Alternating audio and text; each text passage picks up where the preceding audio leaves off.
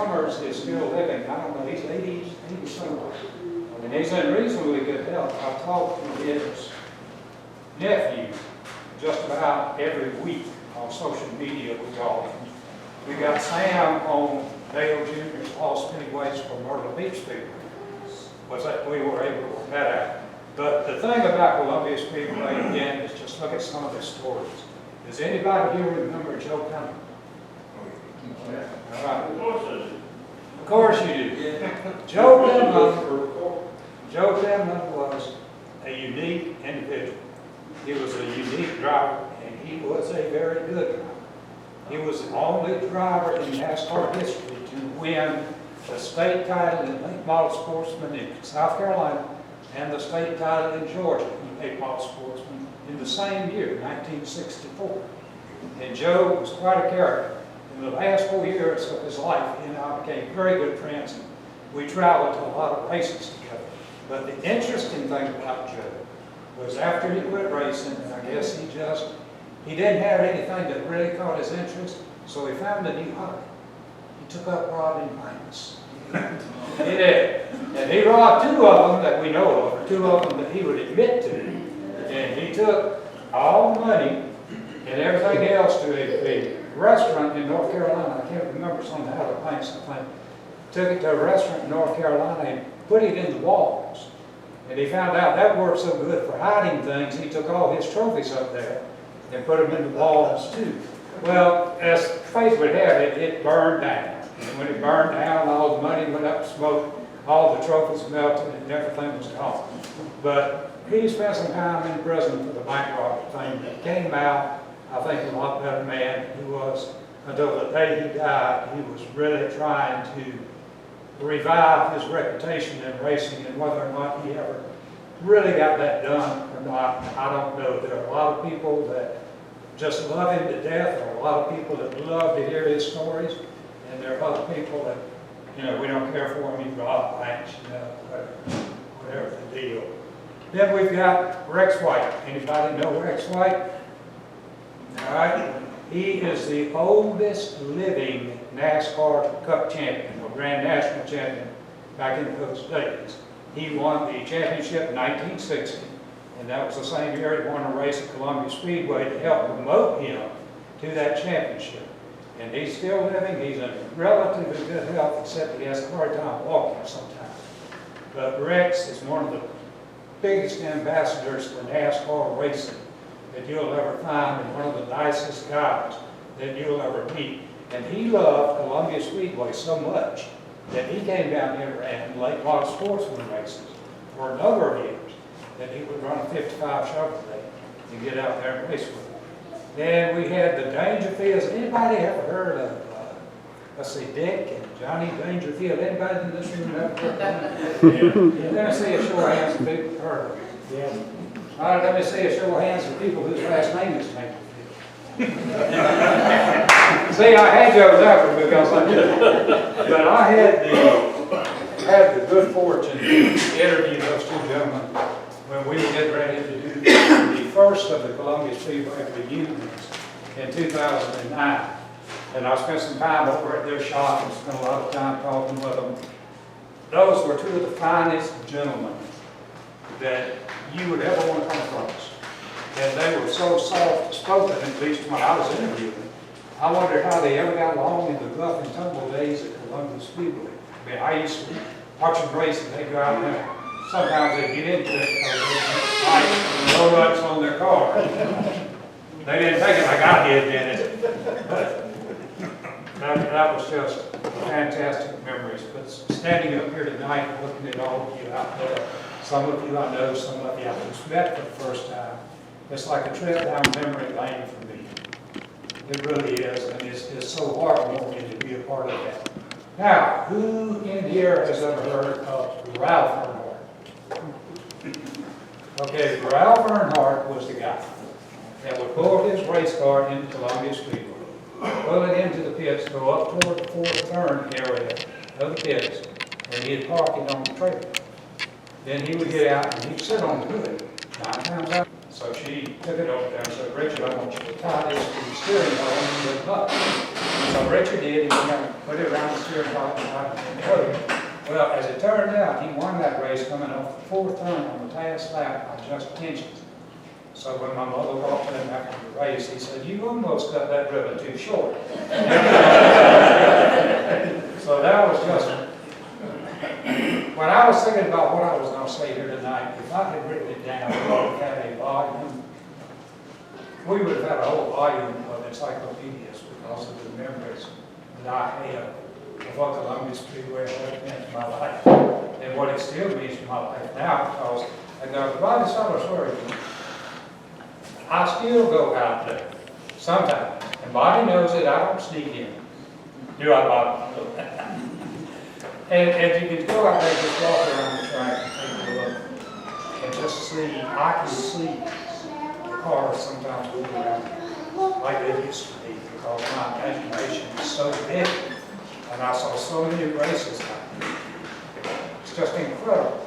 Absolutely incredible. All right, I've done enough talking. Anybody have any questions? Anybody have any comments? Yes, sir. Didn't this start out as a dirt track? It did. It started as a dirt track. It was paved in 1971. That was mainly due to the fact that R.J. Reynolds came into NASCAR and they kind of promoted asphalt track racing. They weren't too keen on the dirt track, so they paved it.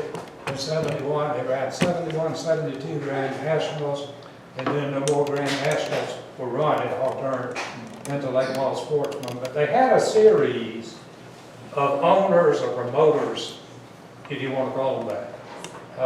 I'm not going to name any names, but we had a whole series. It seemed like every year they changed, and it seemed like every year they had a different idea about how to promote it.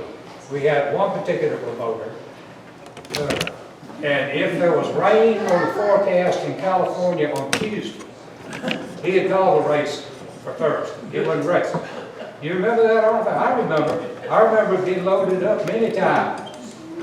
Doesn't race because they were not. There's raining in California, so we're not going to take a chance. But then we had other promoters that were just so good. They would do anything to get the fans out there. They would do anything for the fans, really.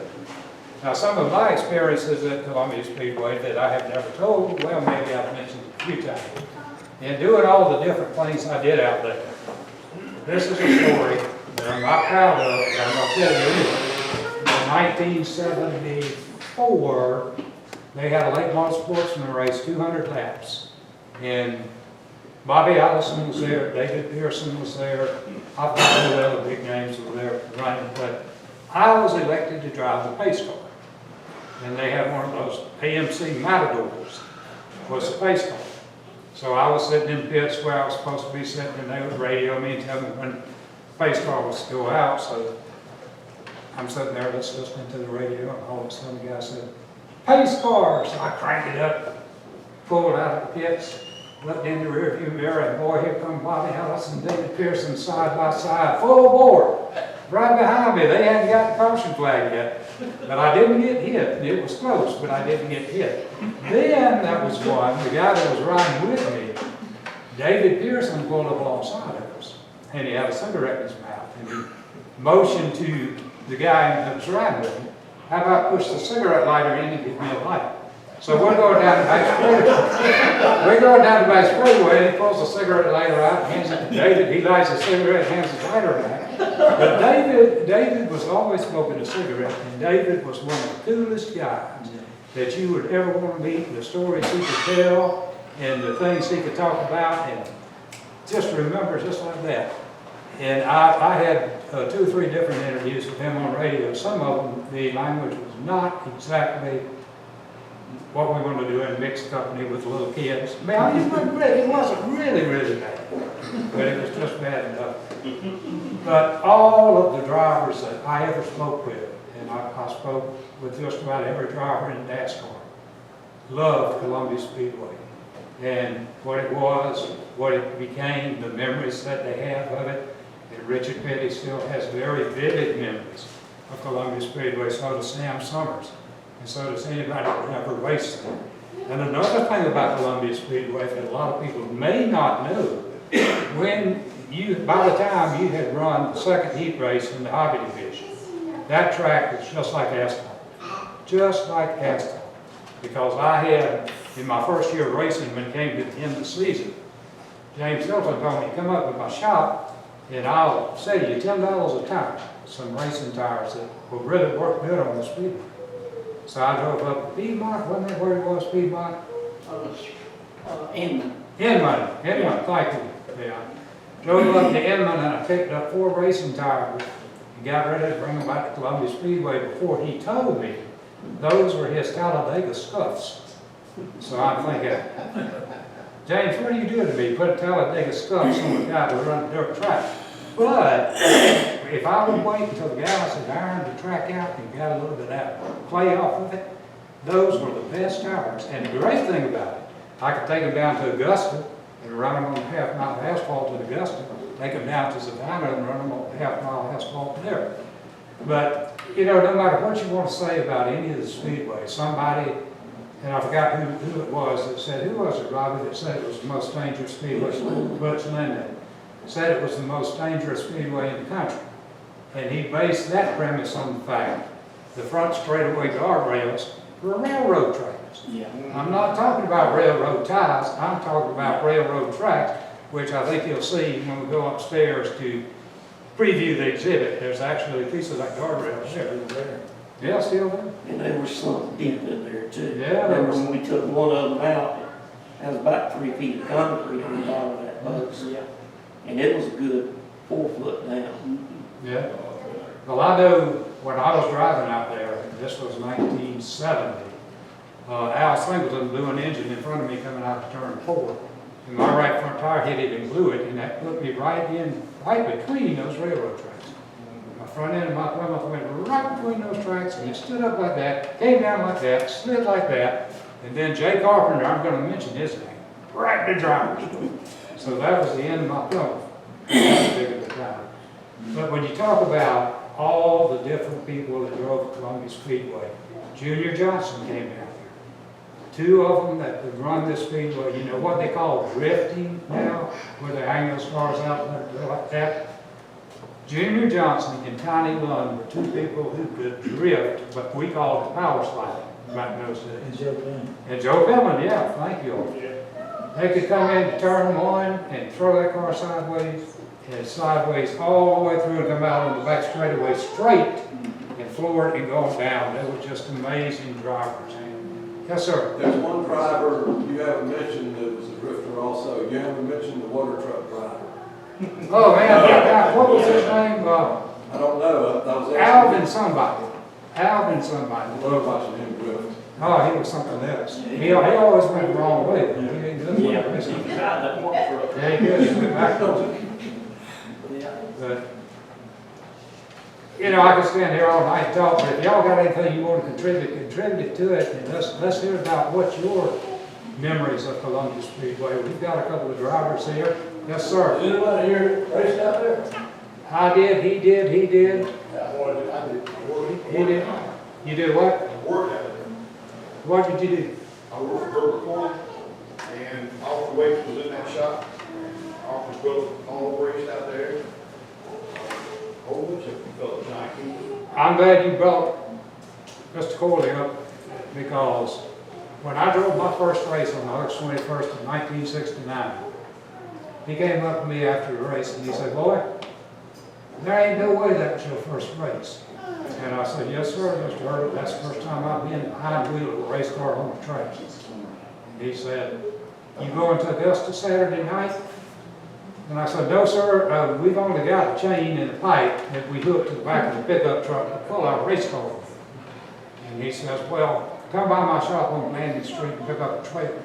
And I said, "Whoa, now you don't understand, I don't have the money to put into a trailer." And he said, "Can I say anything about money? You come down to my shop tomorrow and pick up a trailer."